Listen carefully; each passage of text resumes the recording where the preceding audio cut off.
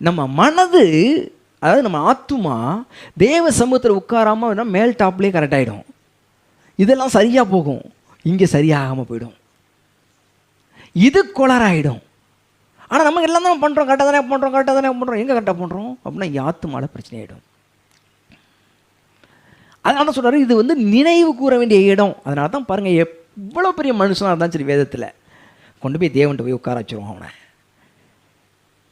இஸ்ரவேலின் ராஜா தாவீது, ஆனால் கொண்டு போய் உட்கார வச்சு எங்கே தெரியுமா சரி செய்கிறான்? தேவனுடைய ஆலயத்தில்.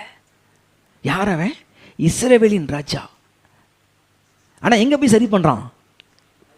ஆலயத்தில், தேவ ஆலயத்தில். பிரகாரங்களில் வாசமாயிருப்பதையே நான் தெரிந்து கொள்ளுவேன். ஆகாமிய கூடாரங்களில் வாசம் செய்கிற 1000 நாளை பார்க்கலும் உங்களுடைய பிரகாரங்களில் சொல்லும் ஒரே நாள் நல்லது. அங்கே போனோன்னா 7 நாள் சூப்பராக இருக்கும் லைஃபுங்கிறான். 7 நாளும் வர்ற சபைக்கு